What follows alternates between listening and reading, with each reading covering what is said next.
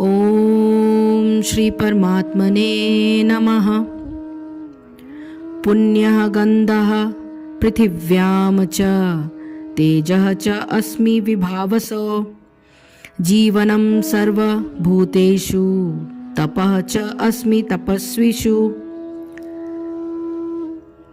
पुण्यः मूल आद्य, गंधः सुगंध, पृथिव्यां पृथ्वी में, च भी तेजः प्रकाश, च भी अस्मि हूँ, विभावसो अग्नि में, जीवनम प्राण, सर्व समस्त भूतेषु जीवों में, तपः तपस्या, च भी अस्मि हूँ, तपस्वी वशु तपस्वियों में।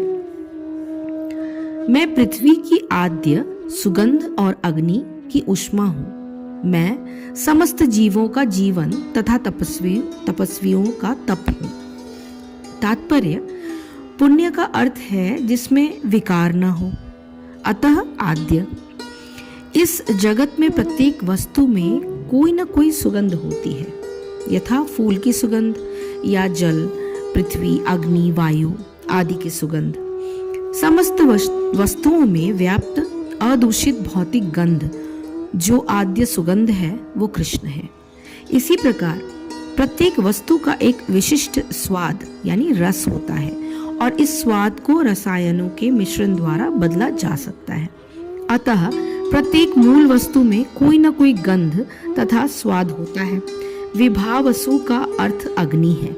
अग्नि के बिना न तो फैक्ट्री चल सकती है न भोजन पक सकता है। यह अग्नि कृष्ण है। अग्नि का तेज ऊष्मा भी कृष्ण ही है। वैदिक चिकित्सा के अनुसार कुपच का कारण पेट में अग्नि की मंदता है, अतः पाचन तक के लिए अग्नि आवश्यक है। कृष्ण भावनामृत में हम इस बात से अवगत होते हैं कि पृथ्वी, जल, अग्नि, वायु तथा प्रत्येक सक्रिय तत्व, सारे रसायन तथा सारे भौतिक तत्व कृष्ण के कारण हैं। मनुष्य की आयु भी कृष्ण के कारण है, अतः कृष्ण की कृपा से ही मनुष्य अपने को दीर्घायु या अल्पजीवी बना सकता है। अतः कृष्ण भावनामृत प्रत्येक क्षेत्र में सक्रिय रहता है।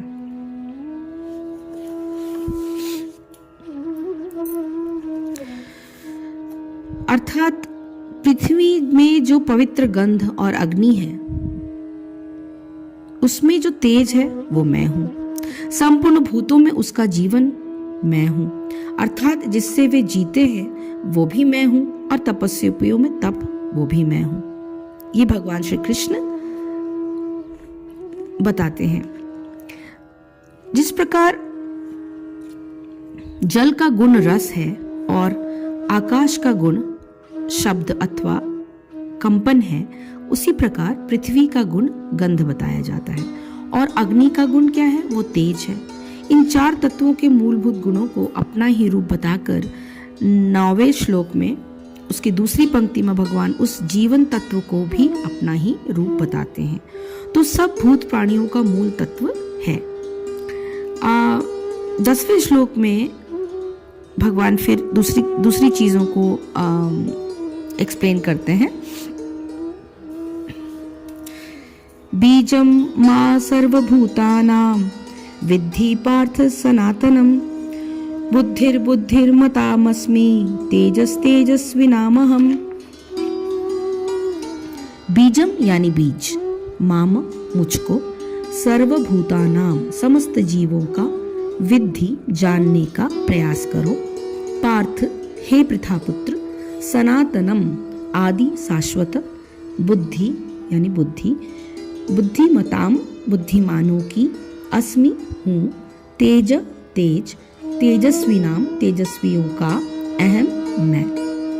हे पितापुत्र, ये जान लो कि मैं ही समस्त जीवों का आदि बीज हूँ, बुद्धिमानों की बुद्धि तथा समस्त तेजस्वी पुरुषों का तेज हूँ।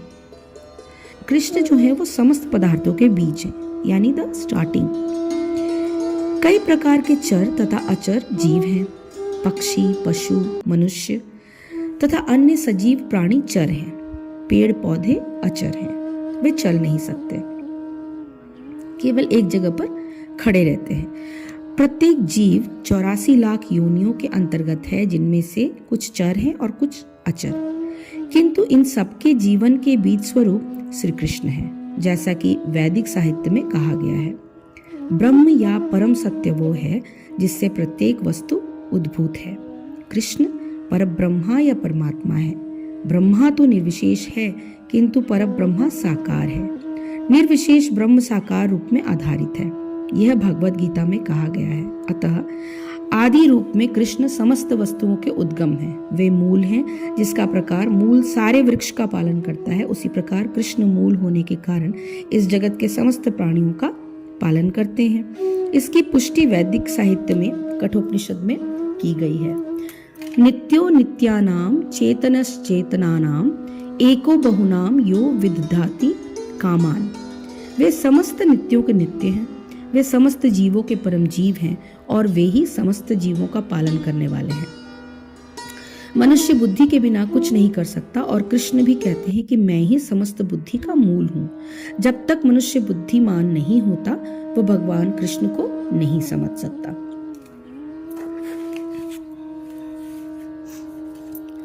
तो 10वें श्लोक में भगवान सब भूत प्राणियों का सनातन बीज अपने को ही बनाते हैं और वो बताते हैं कि बीज की विशेषता है कि यदि उसे काट कर देखा जाए तो उसमें वृक्ष की लकड़ी, तने, पत्ते, फूल, फल इत्यादि का कोई भी चिन्ह नहीं होता, परंतु उसके अंदर वह शक्ति केंद्रीभूत होती है जो जल और पृथ्वी के संयोग से इस सब वस्तुओं की रचना कर डालती है।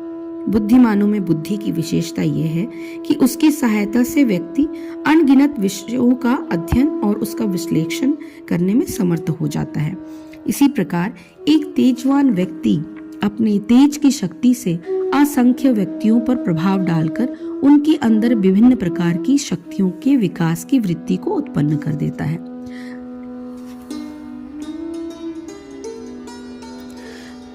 इसी के साथ 9वें और 10वें श्लोक का मैं समापन करती हूँ। हरिओम तत्सत, हरिओम तत्सत, हरिओम तत्सत। जय श्री कृष्ण, जय गुरुदेव।